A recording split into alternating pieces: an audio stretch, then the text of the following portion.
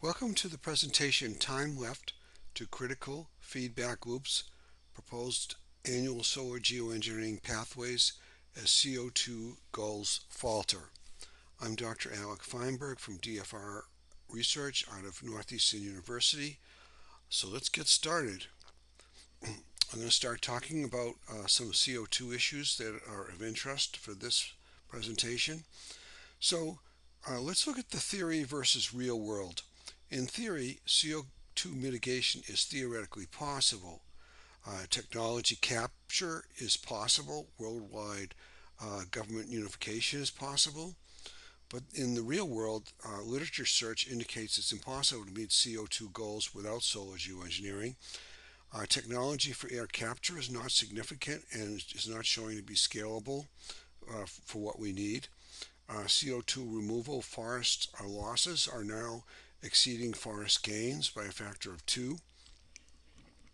Larger CO2 emissions countries have weak environmental policies, and CO2 mitigation is becoming unmanageable. And hopefully that'll improve, but nevertheless, we're having the real world issues. In terms of RCP goals, IPCC goals that people look to, um, RCP stands for Representative Concentration Pathways. Um, the RCP goal for 2.6 is actually the emission peak. Was supposed to occur by 2020, and that's already failed. We have large increases in CO2 since 2020, and that threatens the future goals RCP 4.5 and 6. All right, let's look at defining the time left using uh, feedback loop estimates. Um, so, in terms of feedback and loop issues, uh, there's time concerns because feedback is certainly a large portion of and it contributes largely to global warming, and we'll get into that. So we have feedback and loop trends um, help will help us estimate the time left before we have reached a critical point. And in this presentation, we defined something called RCP critical. So let's look a little bit more into this. So in terms of feedback, what we know is that feedback amplifies the initial warming. So forcing causes feedback, and feedback amplifies the initial warming. So here is a overview. We can split global warming into temperature rise due to forcing and temperature rise due to feedback. Another way to look at that is the forcing causes initial temperature rise, and it gets amplified by this factor A. So I use a lot amplification factors. It's a little bit different how I find my feedback estimates, and we'll show that graphically. So A is an amplification. It amplifies just like it's shown here with like a megaphone effect. This is some of the math behind that, so you can look at that and ways that we can convert between feedback amplification and feedback units. A lot of people are used to feedback units, and you'll find that feedback amplification factors are unitless, and they're very practical. You just divide the Planck constant by the feedback value, and you get the amplification effect. Also, feedback amplification can give you the fractional percent of global warming. Now, how do we get estimates for the feedback amplification? Well, the way that I did that in my papers is I do it graphically, and graphically gives you an awful lot of data points. So it's not like it's very helpful.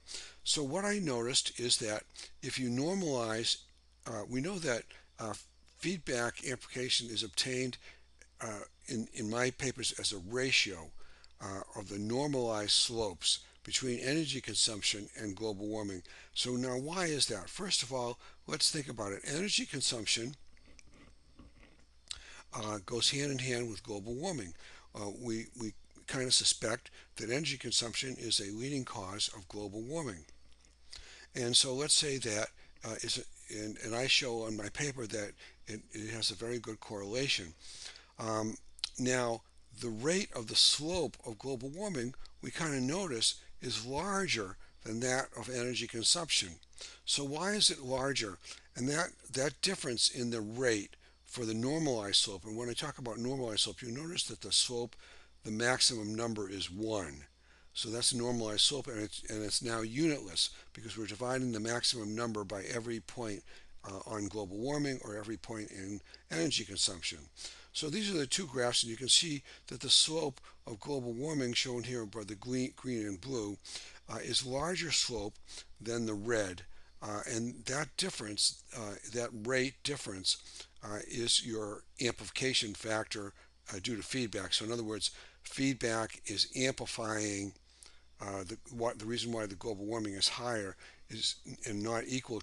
If they were equal, there would be no feedback. If the rate of energy consumption and the rate of global warming were the same, there would be no feedback.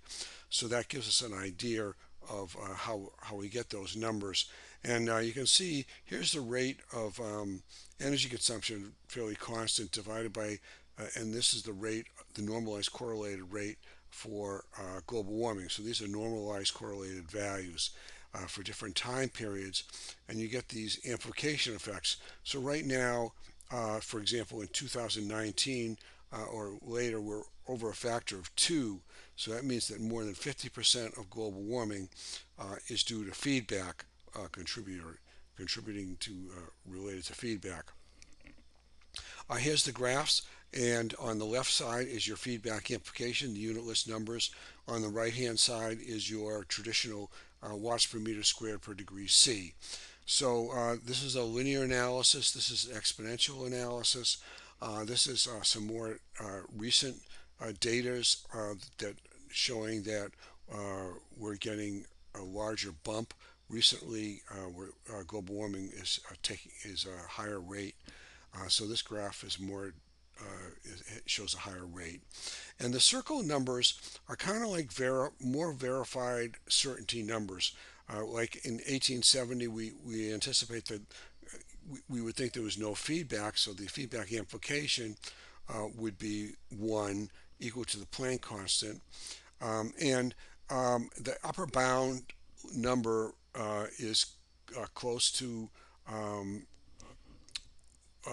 2 times CO2 is what that reference is for.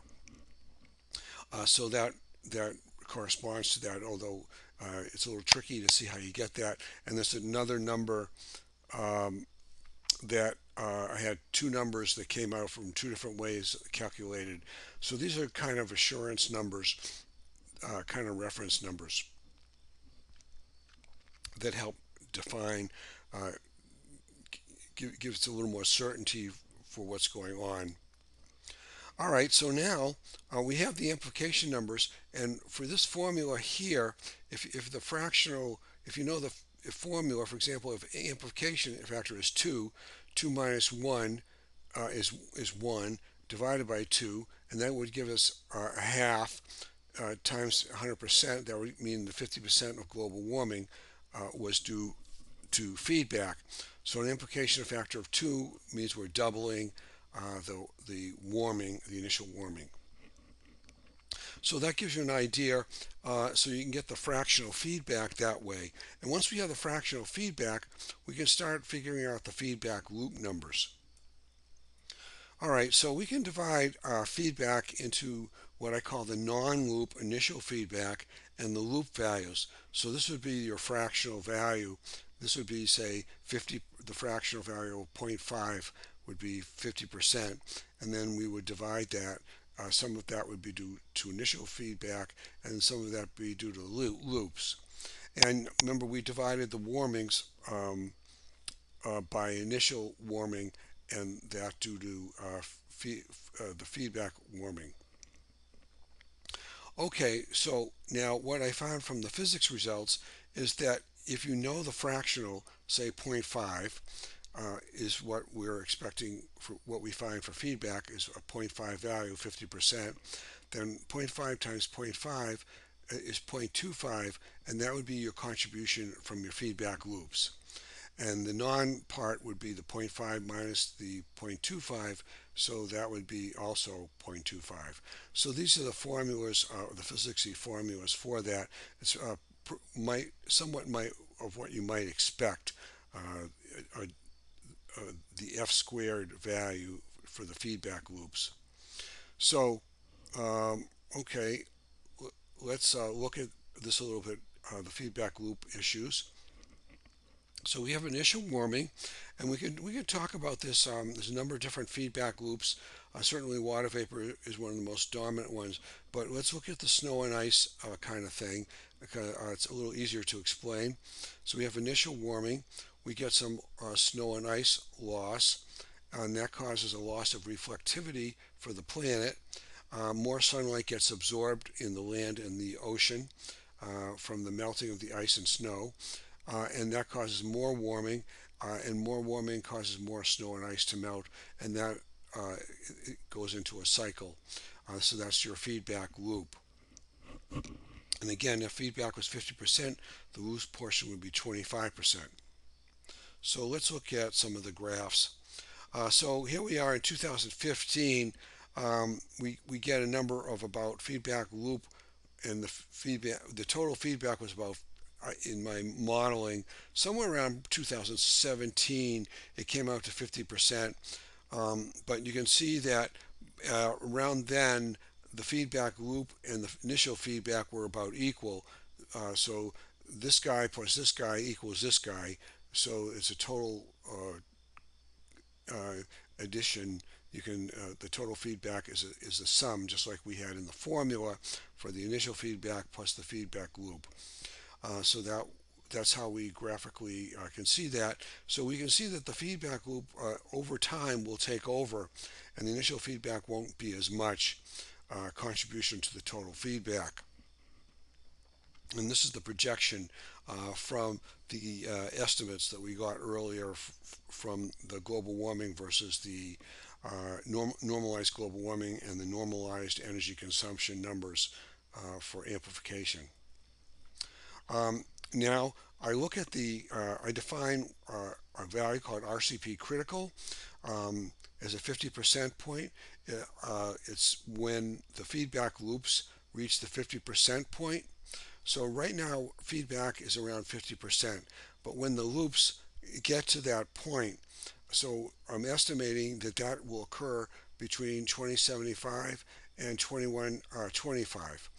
The feedback loops will be about 50% of the global warming problem.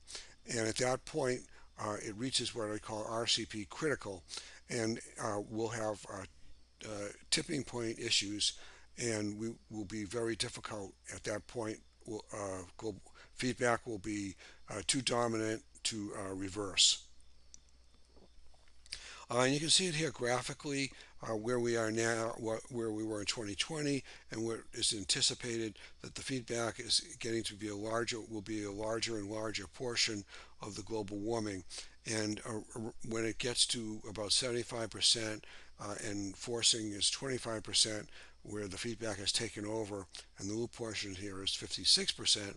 So at that point, we would be reaching critical issues. So the most likely time period is 50 to 100 years, and unfortunately, because of the aggressiveness of global warming recently, it looks like it's going to be closer to the 50-year point. So 50 years from right around now, uh, 20, we're 2025, 2027, 2075 would be an area that we would be concerned. So the clock is ticking, and every day we are increasing. So it's just another way to look at it. Is this the best way to estimate the time to critical feedback? Perhaps for that, is it the best way to know about tipping points? I don't think we have a certainty about that. Certainly, it's difficult to make a perfect predictions. Global warming is somewhat of a black art. So we really have to be careful, and we really need to do mitigation. And I have a mitigation method called annual solar geoengineering that I've been a constant theme in all my writing and in my previous paper that I talked about. And so annual global warming kind of goes small rather than going big. So let's look at that. Annual solar geoengineering is the most feasible option it's helpful for political and governance. It's usually 50 times less solar area. For example, if we have a 1 degree rise, the in 2018 the slope was about 0.02 degrees per year increase is what we were fined, and that's about a 50x. And that means that it leads to smaller areas that we would need to do solar radiation modification. So, like if we were doing Earth brightening, we would need 50% less of the planet to brighten, or if we were doing space sun shading. Um, so, it would be very helpful whether it was SAI or space sun shading 50% less area. So this is what I have. I have a full-blown methods where I'm talking about urbanization earth brightening, hotspot earth brightening, space sun shading, Arctic and Antarctic stratosphere aerosol injection, because we really need to protect the Arctic. If the Arctic is a heat sink for the atmospheric heat sink, a lot of the heat gets out in that area, so heat goes from hot to cold. So the Arctic does it kind of helps release a lot of the heat on the Earth, and we really need the cold Arctic to maintain temperatures on the Earth. Some of the basic numbers that are needed for areas and power reductions coming from the formulas that are in my paper are provided. Uh, I'm very much concerned about what also is going on with negative solar geoengineering. Um, Negative solar geoengineering is a worldwide problem. Abuse of uh, uh, urbanization with dark roads, roofs, cars, and buildings. This has to change. It interferes somewhat with annual solar geoengineering goals for Earth brightening. People have said that urbanization doesn't cause much global warming, and that is disputed by recent papers, and one of them is my own, as well as a very well published paper out of China that did a worldwide ground-based study. Satellite has issues, and I explained that in my paper. Satellite can't see have made mistakes in asserting that there is no issue with urbanization, and that's not true. They can't see vertical structures. They don't do ERF. So I'm upset at that, and I provided a whole thing about satellite challenges and why we should be concerned. So again, we want to get rid of, we want to brighten the earth, not darken it. It's just bad behavior as well. So SRM versus CD carbon dioxide removal. Uh, my other paper I gave is that solar radiation modification is 14 times more efficient than carbon dioxide removal, and that's per watt per meter squared. RCP CO2 goals are unachievable without something like annual solar geoengineering pathways. SRM is fast results. It's 14 times higher efficiency than CDR. It's not related to fossil fuel legislation. Reduces greenhouse gas effect like water vapor because you're cooling things, so it condenses out the water vapor. So we get less greenhouse gases as well. Is something we can all do. We can all brighten the earth with cool roofs and cool roads. So, in summary, without solar geoengineering, RCP CO2 goals will fail, and it can take years to develop solar geoengineering. And annual solar geoengineering is faster. Uh, Technology, there's no significant CO2 reductions currently. The time left to reverse global warming is somewhere around 50 to 100 years, and 50 is more likely. The larger emission countries have very poor environmental policies, making worldwide unification difficult.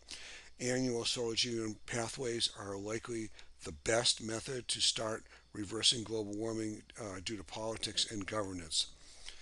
And some of the references for this paper, and I want to point out the Zhang reference, which is the urbanization study that was done in 2021, showing that urbanization is because of 12 point, almost 13% biased, um, global warming biased. So there are issues. Okay, and so I hope you enjoyed the presentation and thank you for listening.